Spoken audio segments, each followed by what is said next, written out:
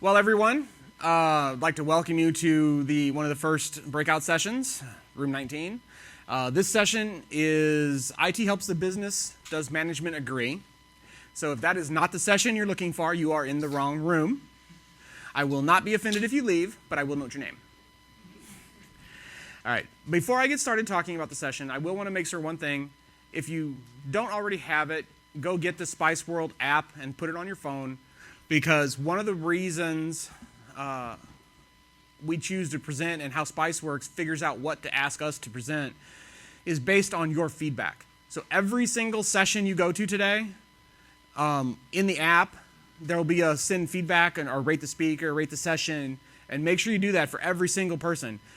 I don't care what people say about me, so I hope I just present good information, but it really matters to SpiceWorks when they're trying to decide what we're going to talk about next year.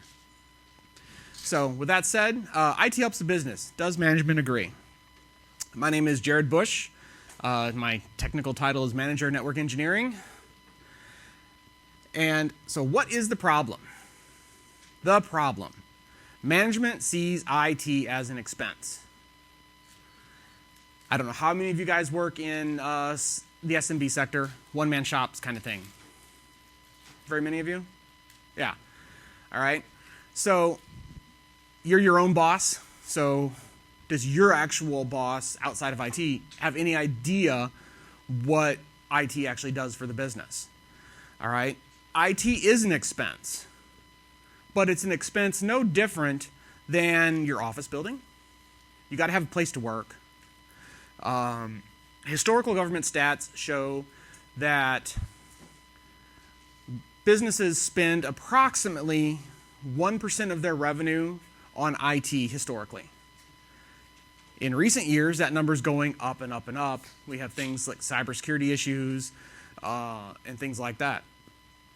But healthy businesses, even in the past, have spent way more than 1% of revenue on their IT because they know that IT is what actually makes their business run. But the hard part of this, and there's a lot of places, is in the SMB where all they're seeing is profit margins. And they don't understand that this IT expense and why am I paying for all this stuff matters, because that's how they get their phones. That's how they get their email. And if they can't work without email anymore, just ask them. And they'll go, oh my God, I have my email. Well, then you need to be paying attention to your IT. So IT is one of the best things to understand is IT empowers the business to make money. So just like the office empowers the business as a place to get the things done, IT empowers the business to actually make the money. So what can you do here? Well, the things you need to know is you actually don't need to know anything about IT. You need to know how to talk to the business, because you are a person who's knowing how to set up servers, handle AD, do the help desk, whatever section it is that you do for your office. But you need to be able to talk to the business owners and those people who actually don't have any idea how that stuff works. You need to talk to them in a business terminology so that they understand what it is that you're actually doing with this money that you're spending for these servers and these things and these packages. Business runs on IT, as we just said. But business does not speak it. Business does not speak IT. You have to instead learn how to speak business. And what does that mean? That means knowing math, knowing numbers.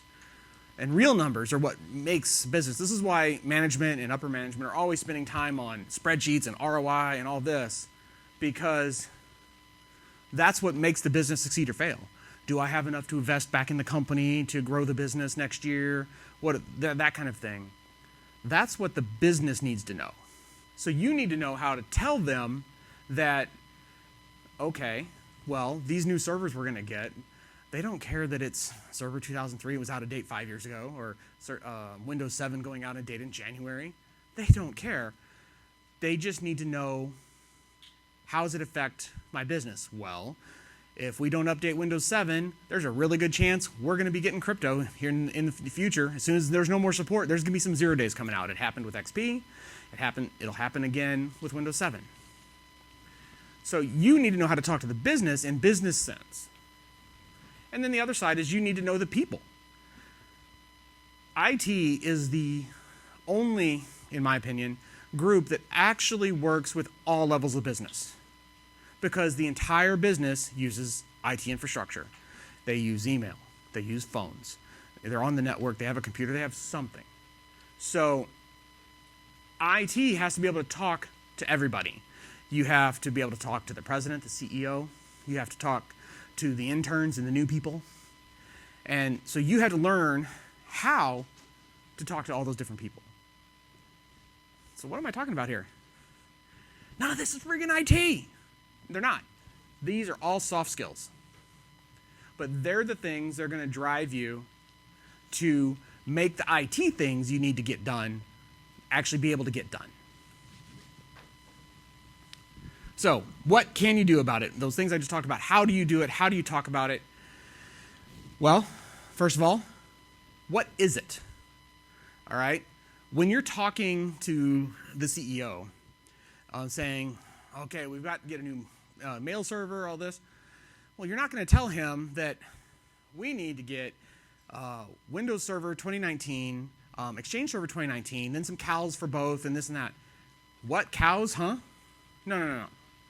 When you're talking to the president and the CEO, you've already done your research. You know that for your business, you need Exchange on-prem or Exchange hosted or whatever you're going to need, and you have the numbers, because that's what we do. That's our job as IT.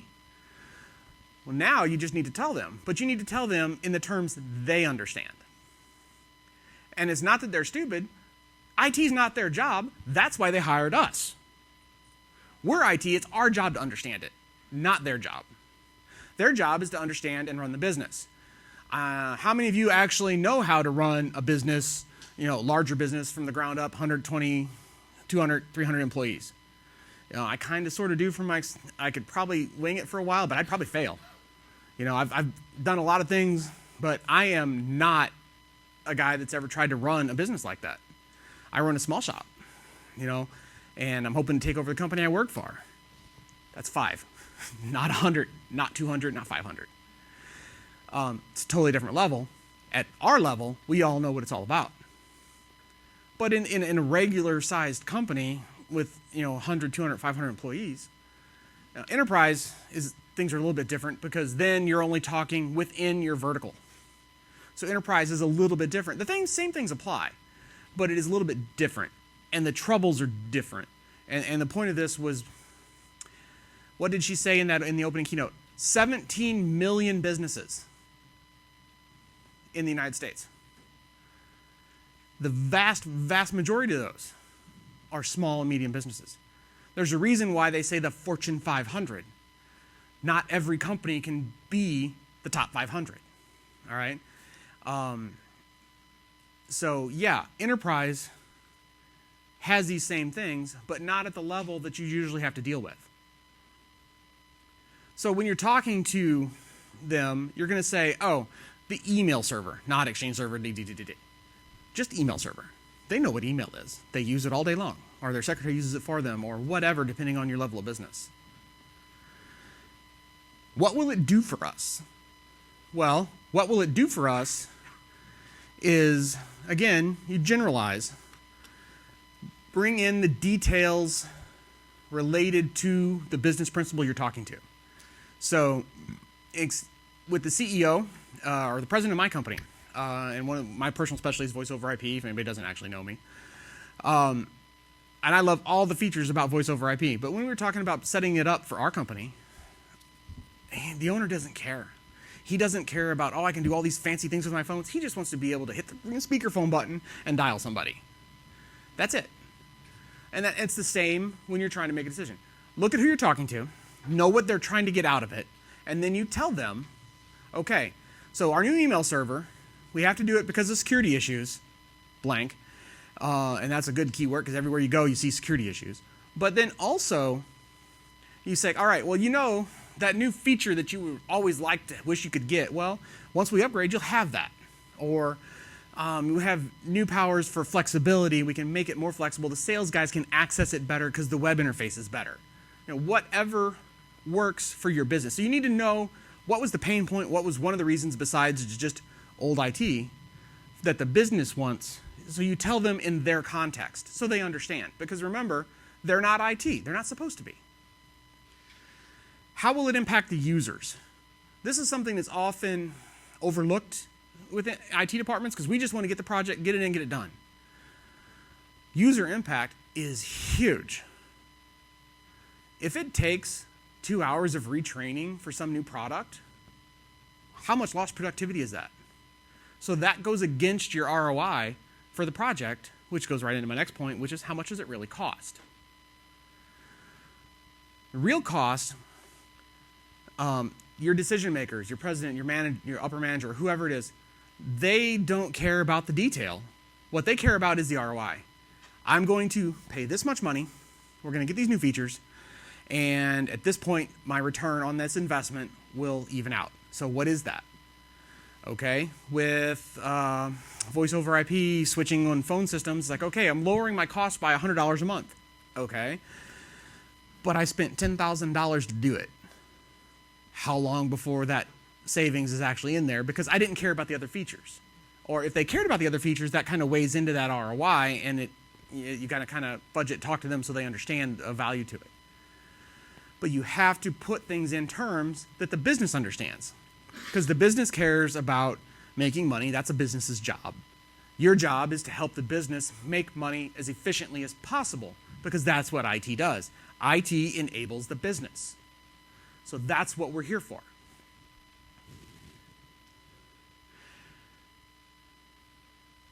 So real numbers make or fail the business, as I said back on the first slide and a couple of times through here. Real numbers mean everything. How often are, you trying to do something, but you don't know what it costs? Okay, so the sales force is going to have to be retrained an hour to learn this new CRM system or whatever. Okay.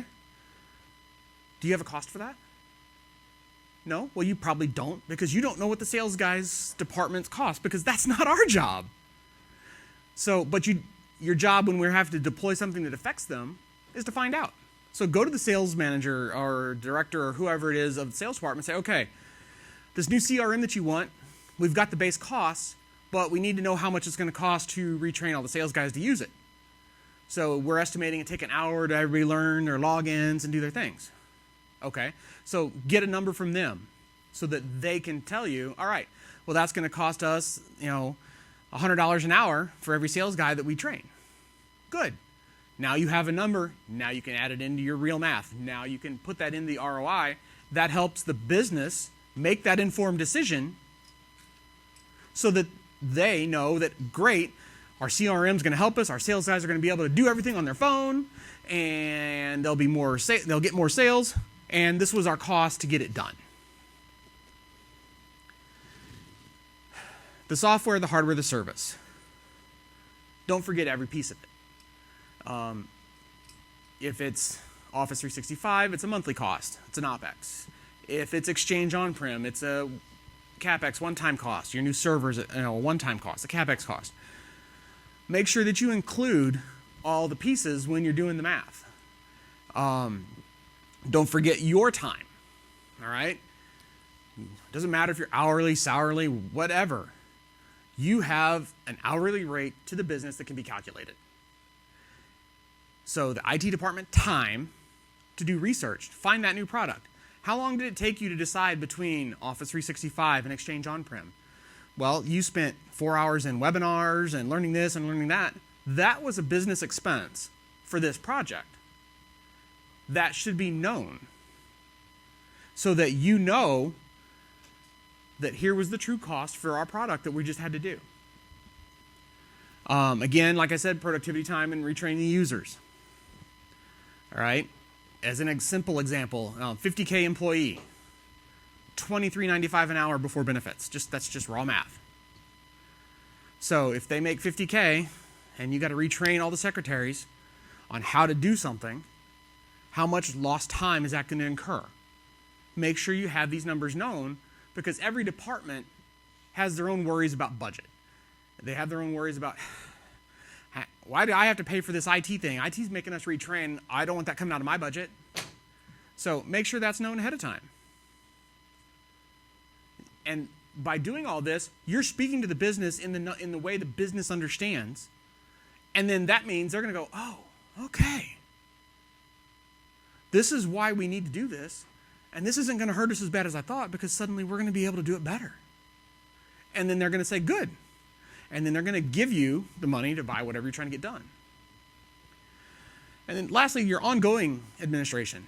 Don't forget about things like backups and DR costs down the road. Are they changing? Does it not affect you? Now, obviously, you got to have all that stuff planned out. Sometimes it's really important to have up front known. Sometimes that's a OpEx expense later, and they don't care about it during the proposal process. But you need to know which way it's going. You want to know what to do. So do that and figure out, what you're going to talk about, what you're going to do. Does anybody have any kind of like questions and concern? I mean, you're all like quiet. Yes, Pat.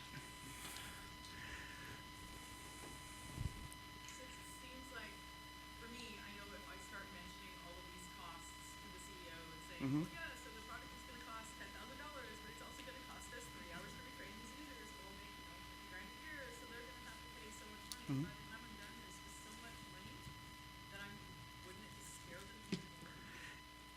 To rephrase the question for the microphone, if I'm actually giving all these numbers to my CEO, wouldn't that actually scare them more? Well, think about that from the other side. If you don't tell them, and you still kind of have to do it, what's going to happen? They're going to be freaking out about the extra cost after the fact. So by making it clear up front, then you will know, and they will know, that these costs exist. So you can tell them, okay, here, this is the actual cost for the product. But then you say, we also will have to retrain our users, and this is that cost. Do you want me to include that in the project cost or in an OpEx cost? You can have it broke out, depending on your company, your business, their design. But either way, we're going to have to pay this cost if we buy this new thing. And we have to buy this new thing because of all these reasons we've already talked about, things like that. So a lot of small businesses, they will freak out at first. But what I've seen over my years as a consultant for the last 11 years is they do freak out, but all the businesses who have actually stuck with it and went, okay, these are real numbers. I'm not lying to them. I'm not making this up because nothing comes into my pocket. All they were paying me was the time to make the recommendation. So there's no hidden money. Okay, so this guy's talking real numbers. Okay, so they reworked their math. They realized that the ROI is not 8 months, it's 16 because they added all the numbers in, but it's still an ROI. They still get their number. They still get their improvement. So that's really kind of what it is. It's going to happen. If you have to upgrade, and there's going to be retraining, Everybody, who doesn't remember the ribbon in Office 2007? Come on, really. How much crap happened out there because of the ribbon in Office 2007? So that's part of these real numbers that we're talking about. How many businesses ended up wasting so much time that, yeah, it was there, it was an expense, their employees are training. Do you have training budget? A lot of small businesses don't have training budgets, but that's what it is. You call it, even if you can't call it that. So it's there, it exists. It's a real cost to the business, but these things, like the business not knowing about this, and oh my God, I bought this new server, and they said it was going to cost me this much, but oh my gosh, now I ended up paying that much for that, and then I had to retrain all my users. Well, yeah.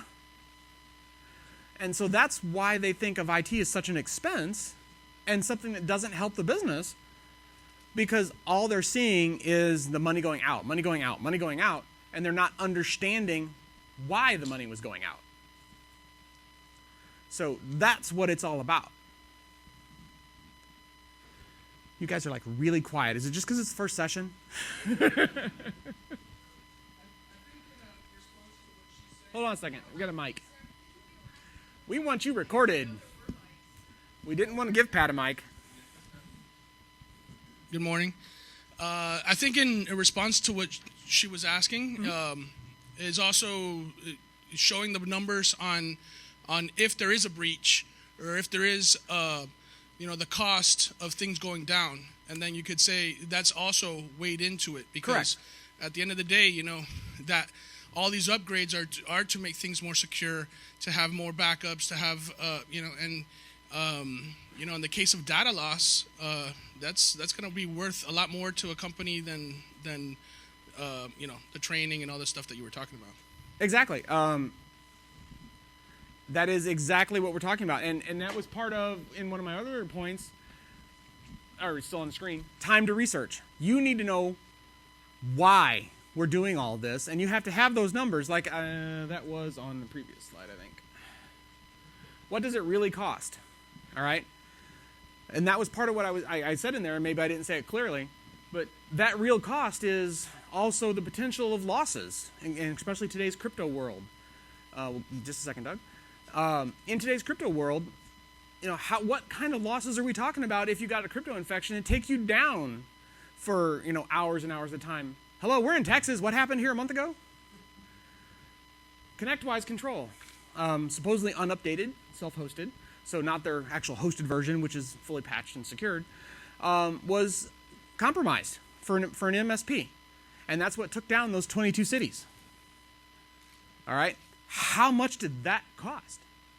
That is what does it really cost? That's part of that. So that's what you have to know. That's what you have to do to kind of get these things done. All right, I think Doug wanted to say something.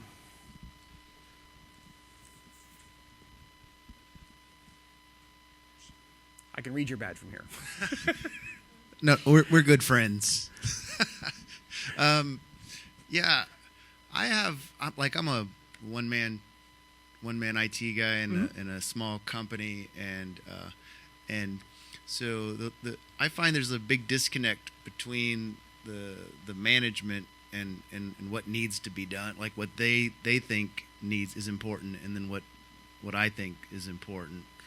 And so, because as I hear them talking about their goals, I see all these challenges Right. that need to be addressed, and they like to think of it as sort of like a magical thing that's going to just happen That's nicely. because we are magic. And so when I do talk about, I need to figure out how to actually tell them what the cost of not doing something is, because they just see the cost of how much it will be to do something. Mm-hmm. So that's what I need to figure out. I don't know how to do that. I don't know how to tell them, hey, if you don't do this, this is what it's going to cost you. Here's your bar graph. Conveniently, and if you do, there are this now is how numbers much for it's that. going to cost you. What? Conveniently, there are now numbers for that because of the things of all these cities and places like that keep getting hit with things like crypto. And it's a big, scary thing, but it's true. Because what's the biggest problem that most people face, and you can tell me if your company is different, but for most places, they don't want to buy it new, the old one works. It's called technical debt. You're in technical debt, and getting out of debt means you're paying interest. Okay? So, while it's not actually a bank loan and interest, it's going to be a lot more time, which is the more cost, which is the interest in this case, to get it done. But conveniently, there are numbers out there. Like all the, we don't have anything for the Texas thing yet; it's too new. But didn't Atlanta have something a year or two ago? Something up north had something, and those numbers are out there on the web. I don't remember them off the top of my head. I've read the articles, so you can say, hey, if we don't update, we're vulnerable to crypto, and this is what it cost this city when it happened to them. All right, and this is what and it's happened in Europe and everywhere. These costs exist. So you could look at that and say, okay, it took them down for 5 days. Well, what happened if we were down for 5 days? Do the math on our business, on your business, and say, okay, what does it cost us to not operate for 5 days? Plus the cost of replacing it, plus the cost of restoring it. that lost opportunity, that lost business. That's how it's not an easy number to figure out. But it's a number you do have to figure out. How do you get it? You have to work with the business management because they're the ones that do know those numbers. And then, okay, so here's what it's going to cost if we don't. Here's our challenge. We got to overcome it, and that's what we can do with it. Yeah. What do you do if the business management, doesn't really want to hear what you have to say? I keep annoying them. I'm good at that. Ask any of the people in here that actually know me. Where suddenly, the important meetings you need to be into, they don't want to invite you because, he's just going to talk about that thing. You again. can't. And when it really comes to that, that's when you say, okay, I'm a professional. I did my job. I did my thing. And if this company's not going to listen to me, that's when you polish off your resume and look for a better job. Because you've done the work. You've got the proof that you've done the work. You've got the skill, the knowledge in your head, that kind of proof also. Move on. It's for a lot of people, it's scary. It's scary for me when I was, before I got my current job where I'm doing things for everybody. Changing jobs was like, it's a risk, right? But not as much as you think. And using our community and our peers is one of the reasons I come to Spice World, is to talking to all these people. I've gotten all my recent jobs from people I know. Hey, they knew of an opening, not in their company, but somewhere else, and that's, kind of thing. So honestly, when it really comes to that, you leave. Because if they're not willing to listen to a good IT, the company's going to fail anyway. It might take them 5 years. They're going to fail anyway. No, I'm not, because I left. Yeah, okay. All right, Just let them experience the pain. Yeah, you at some point you have to. There's another guy in a couple rows back in the hat. I can't read his badge from here. Tracy. I'm Tracy. Thank you. I got a question. I don't know if it's an elephant in the room or not for a lot of people, but we have a budget. We're good there, but what happens when we go try to use our budget? Other departments have already just blown theirs. Then it wasn't yours. Yeah. So it wasn't your budget then, and then you need to tell them, hey, if this was my budget, and now you take it away, then it wasn't my budget. Yeah. You end up, again, it's that soft skill with speaking the business and knowing who you're talking to. It's like, okay, Mr. CEO, what do I do? Because the sales department blew through their budget with a Salesforce deployment that went over. But we had a budget planned that we agreed on last fall, whatever your schedule is. And it's because we were going to roll out an Office 365 for our company, this year. But now we don't have the budget for that. What do you want me to do? We were allocated. It got taken away and used elsewhere. It's his choice at that point. And you have to phrase it in that term. Don't say, oh, they did it. It's like, okay, Salesforce went over. It wasn't our fault. It was this other whatever project thing. Because that's usually a valid reason for most other company in most other departments. They didn't try to use all the money. There's always sometimes a malicious guy. I'm sure somebody has a story. But they didn't try to do it. Because everybody generally wants to do a good job at what they do, unless they hate their work and they should go somewhere else, and there's always those people. But, I try to always do a good job. So that means most likely those other people weren't trying to get it just to take it away from you. They had problems. Something was unexpected. They didn't plan well, which is what I'm talking about. I'm trying to make sure that we in IT are planning well so we don't have that problem. So that's really, kind of how I'm laying that out. Thanks. Spend early. That's one way around it, yeah. So. Oh, I didn't see your question. I just wanted to actually address Tracy's concern there. I've been in that boat myself. Right now, a lot of it is building rapport with the rest of the business. When you go set your initial budget, meet with the other business leaders for 15 minutes. Ask them what their projects are. Talk to them about it. We're in the middle of an electronic health record project, which of course has gone over budget and over time. Woohoo! And instead of just coming in and pilfering my budget to keep the old EHR running, the vice president who is in charge of mental health services came and had a conversation with me saying, hey, we're going to be a little bit over budget on this, but we need it for another month. We're pushing this thing out. Do you have money in your budget? And I went, yes, I do. All right, and that gets back into what I was talking about on how IT has to work with every sector of the business, because every sector of the business uses our infrastructure to get their job done. So we talk to everybody. We'll be on good terms with everybody, and I'll say that again in a couple of slides. I can't tell. I thought I saw a hand over there. Otherwise, I'm going to go to my next slide. Yeah, there was back there.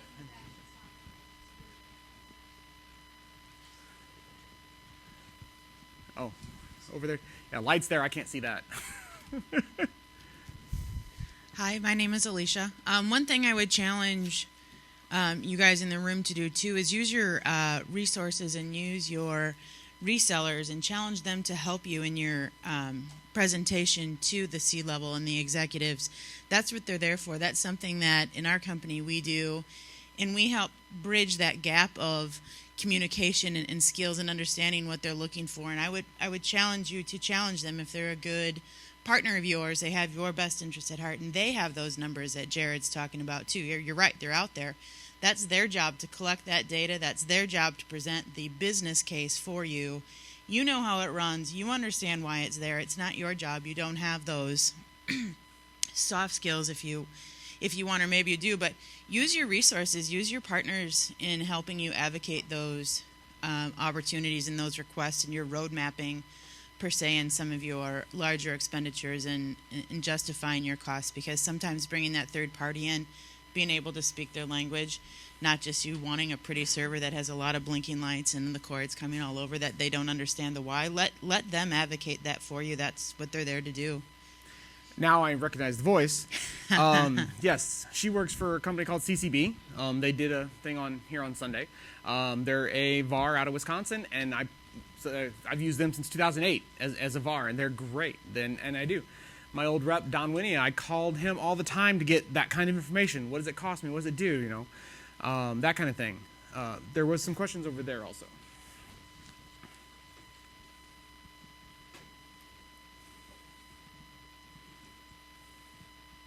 He's coming around with the mic. There you go. Can you hear me okay? Yeah. My name is Tim. I actually was sort of seconding what she was saying. One of the things that we had is that a lot of the issues is that just we don't really have an IT budget. It's just we have to ask for everything as we need it.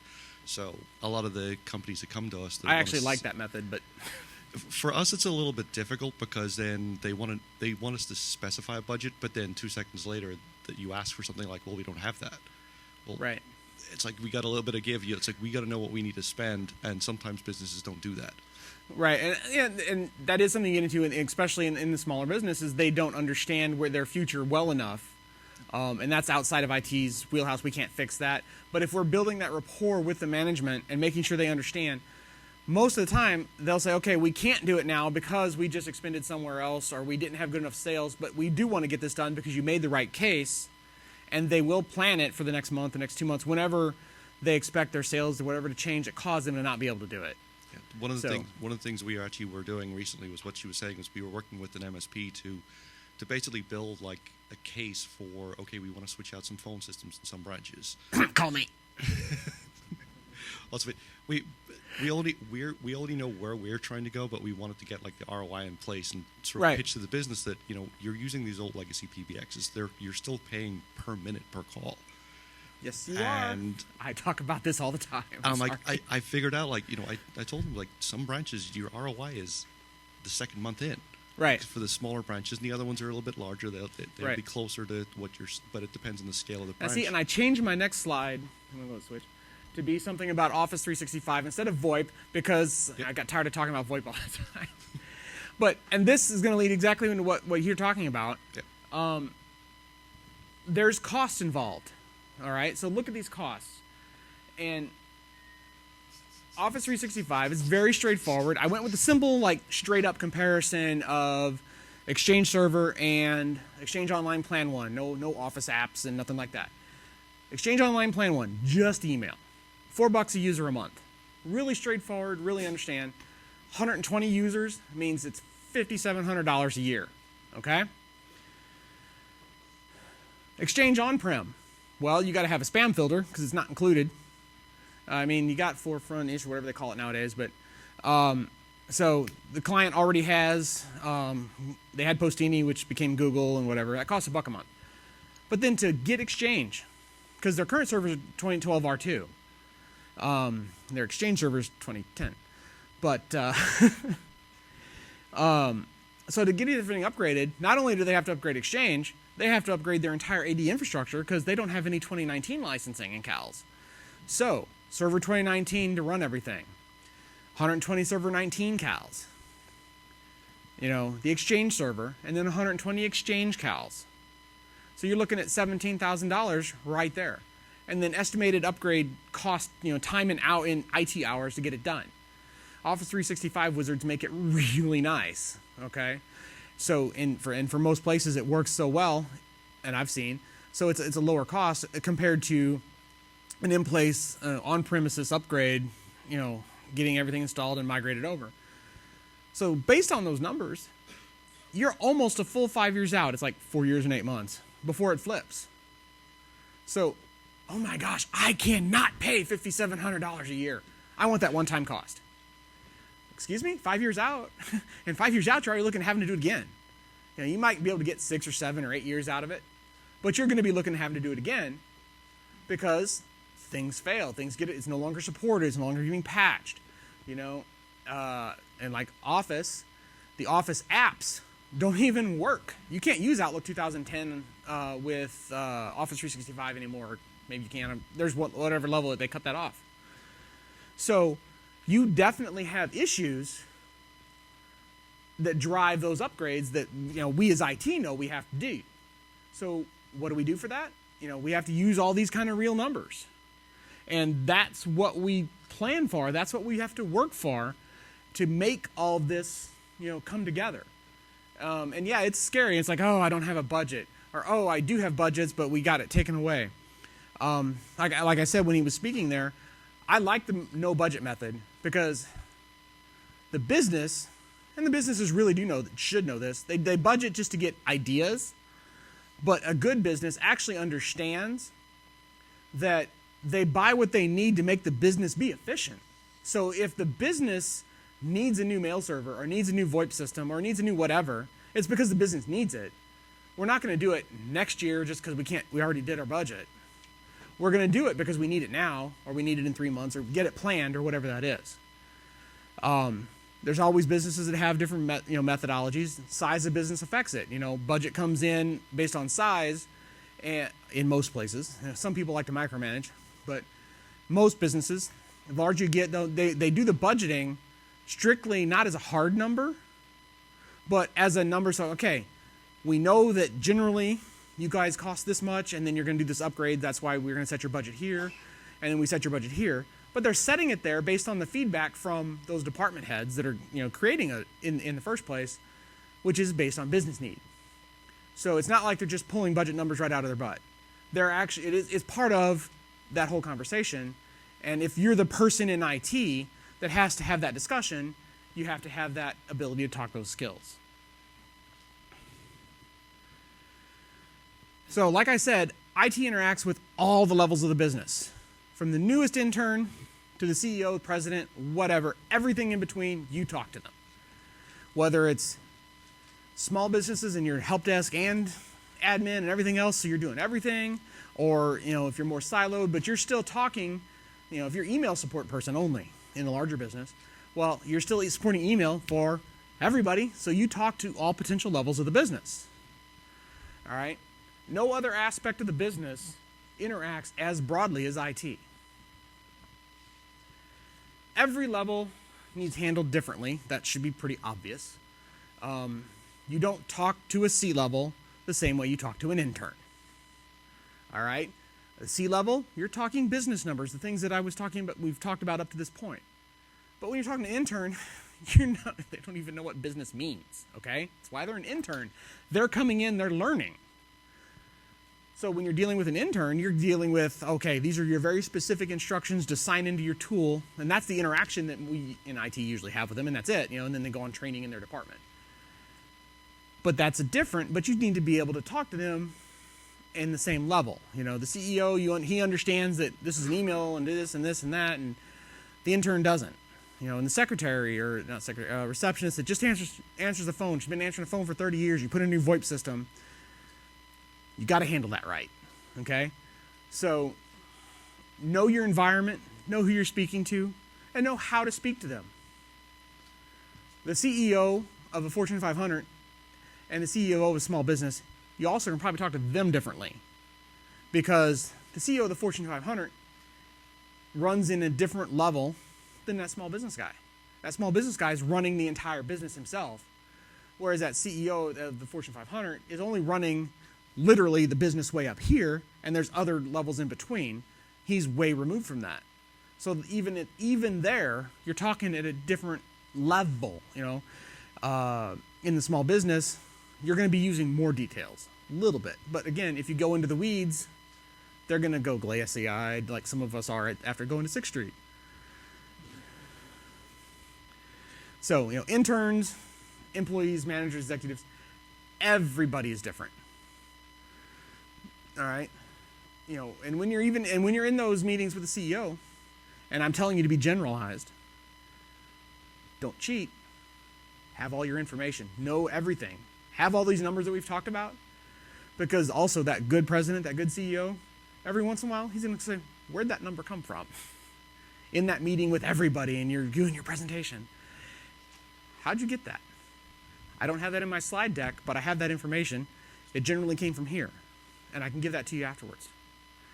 Because they're going to spot check and make sure you're not just trying to blow smoke and get some new fancy toy for IT. You know, because it is about the business. That's what IT is about. So our takeaways. Speak business. Think money and understand your users. High level. And not a damn thing was IT, was it? But it's what makes our IT work for the business. So I thought I saw some other hands. Anybody else got another question? Up front and in the back, okay. Hi, my name's Melody.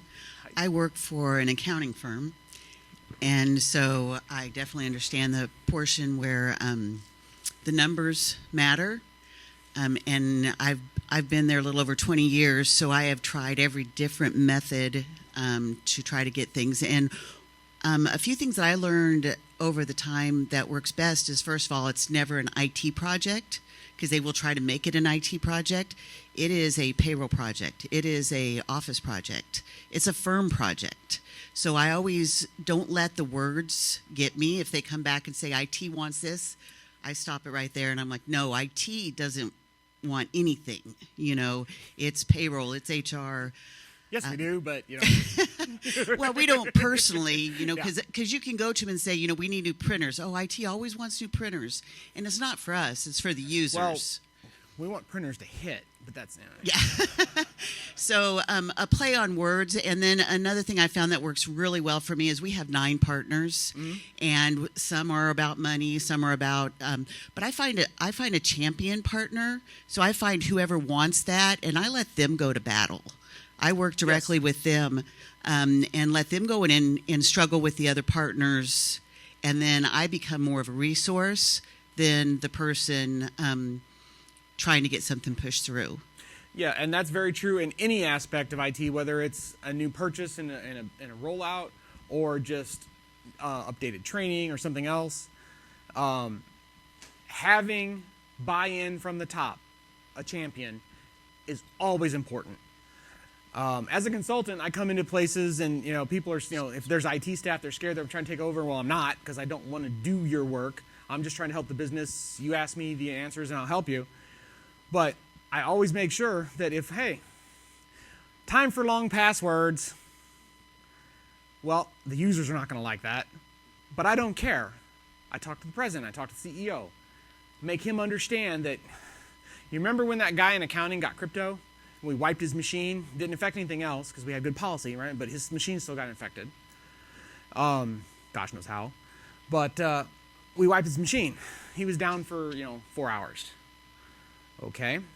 How did it come in? I don't know. We don't care. But hey, let's update passwords because everybody having the same password that's 7 digits long should not exist. That was something I found in the wild at a client that I picked up. And I brought in numbers, showed them how long it take to crack passwords, all that kind of stuff that's out there. It's okay. And we spent 4 hours doing this for what reason? Change some security, longer passwords, nobody gets into your email, you're safe. Buy-in from the top, it was pushed down, nobody else had a choice. They complained, I just said the president said so. It's not me pushing it down, it's Mark. It's Brad, it's Bob, it's whoever's the president, that guy, that champion. Say, hey, shove it down. I think there was somebody up there, yeah. My question for you is around speaking numbers. Yeah. It's going to cost 40 grand or whatever the number may be. When you're having that conversation with the C-level executive and Bob steps in the room, and Bob is that Excel guru that knows how to twist numbers around and make them look exactly the way he wants and the way nobody else wants it to look. What is your suggestion when you're talking, this is good for the business, this is forward-looking for the business, but then Bob chimes in and says, it's going to cost us 40 grand, we don't have that, and then mic drop, walk away. What's your suggestion for that? All right. Well, actually, since I would be going in prepared and knowing the reasons and the costs, I would actually say, well, Bob, I guess we don't need your salary either. I mean, if he's going to mic drop and be that dick, then be not horrible, but it's like, well, if we drop your salary, we can pay for it. Kick back at him, depending on your environment. In the better environment, you're going to say, well, you might say we don't have that $40,000, okay? But the company has to have this for these reasons that the company's already laid out. It's why we already spent the money researching it in my time. We've already spent money on this project because I had to do the research. I had to come up with numbers and talk to my VARs and figure things out. So money has already been spent on this project because the company thought it was necessary. So if we don't have $40,000 right now, fine. When are we going to have the $40,000? And put it back on him as to say, why don't we have this when Mike, the CEO, said, make it happen. So push it back on him. Yeah, and if it's a lighter environment, push him back. Yeah, there's another one behind you. I don't know if it can't see on this side at all. Oh.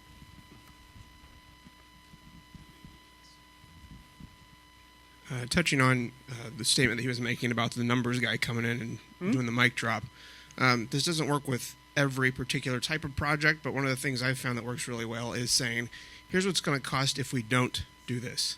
Correct. And Which then works really well with security stuff. One of the things I said about being prepared, you're going to know those numbers already. Sure, there's no guarantee that you're going to have a security breach that's going to cost $40,000, but hey, Bill, or whatever your numbers guy name is that something you're willing to risk your salary on? Right. Is that a gamble and risk you're willing assessment to take? is part of every project. Yeah. Now, I wasn't trying to get into project management and stuff like that here, but risk assessment like that is a part of every project in IT. There's somebody way back there while I'm talking. Risk assessment is definitely something because everything we're doing, what's the risk of not upgrading to Exchange 2019 right now and doing it next year or the year after that? Let's stay on Exchange 2010 or Exchange 2016 or 13, whatever versions there were. So what's that risk of not doing it? That should be something that's known for any proposal that you're doing. Yeah. So in my case, last year, the company where I'm at now, 3 months in, they had an on-prem Exchange server. And one of the risks that was a long shot, but it actually happened. I had approached them, I gave them the budget, I told them, look, the cost is going to offset. The amount of people that we will need to bring on to take care of the servers is going to offset with Office 365 taking care of that for us. But then one thing that I threw out there, but they kind of sidetracked it, was the city where our data center, which relies on an office, the infrastructure in that city is not reliable. And I threw out, I don't know how the ISP, how reliable they are. They could go down. They ended up going down. And our email ended up going down for the entire day. Mm-hmm. That was one of those curveballs that actually got everything approved for me. At a blink of an eye, you're like, here's the money, take it, Right. Put me in the for them was like put me in the cloud and get me out of here. But it still took what they didn't understand about 4 months of course, the planning, implementation, phasing all the emails out into Office 365. So that's one of the worst case scenarios that you could ever go through, is that by force they're rushing to get a change done in an organization that could have been prevented. Correct, and that's very true. And what that is when you do that risk assessment and you have that information, what you're kind of doing there is, all right, we don't do it now. Something fails, and now we're doing it not for the cost I proposed, because we're not doing it at the pace we had proposed under plan. We're now doing it, oh my God, instant emergency, we're failing. By the way, did y'all wake up? We're failing, get it done now. So now, not only did you have the original cost of the project, you have the cost of the project plus my overtime and his overtime and her overtime, and then getting it all done immediately, maybe even buying an extra tool so that we can transfer faster. So yeah, it's definitely something to consider, and that's always part of that risk assessment that, yeah, it gets ignored. Was there another one? How much time should we spend investing or investigating ethereal things? Like what I was thinking of is I work for a 100-year-old engineering firm. A lot of our technology is outdated, and I think that that's costing us recruiting. Like, young people don't want to come work for us because our PCs are 10 years old, right? Like, that's an exaggeration, but you get my point. Is it better to just say we can't even calculate this because we don't know, or is it better to spend some time trying to figure it out? It's definitely better to spend some time trying to figure it out. Whether or not you can actually figure it out is another question, because that's very inferior and very difficult. That's a missed opportunity. What do you gain by getting in a new younger employee with these new tools, or that has these new skills? Or well, typically, what do you gain? They're cheaper. So there's a business number behind it. These people are cheaper than the only people that want to work on this old software are these other people that have been using it for 20 years. Well, you can't hire them for the same price you can hire somebody else, because they're a 20-year experienced person. I'm a 20-year experienced person. I want more money. Okay? I'm not going to go take a job for $50,000. I've got too much experience. I'm sorry, that's not what I'm going to look for. Okay? So then that's the same thing. You're not going to be able to hire people, so you can kind of sort of put numbers to that, but it is very inferior depending on what, that's very specific to your business, whatever your business is. Yeah, up front, way up front.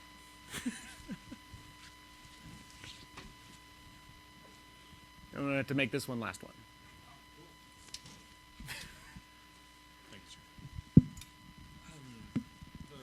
Person who had the technology refresh, I've actually had that problem, and the way that I solved that with ethereal numbers, what happened is they were working on computers that were ancient, and they had to reboot at least once a day, and the computers took about 5 minutes to do, and everyone had to do it. So I told them, okay, you take 5 minutes of everyone's work time, and then you multiply that by once a day by how many work days are per year.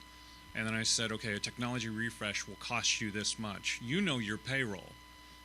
Is that going to be more or less than what you'll save in payroll, because a new computer is going to boot up immediately? You're not going to have to reboot. Everyone's going to be more productive. And I think I got approved the next day. Yeah, exactly. The numbers exist. And if you don't know them, talk to another business unit, talk to the SpiceWorks community. Somebody out there, you mentioned it, boom, there's an answer. That's why the community's awesome. The information's out there to help you get that business done. Everything we've talked about, you can find an answer. So, thank you very much. I'll do one more reminder. Open your app and rate the session. Do this for every session, not just mine, but you can make me high, low, I don't care. But anyways, rate the sessions. That way SpiceWorks knows what you want to see next year. Thank you.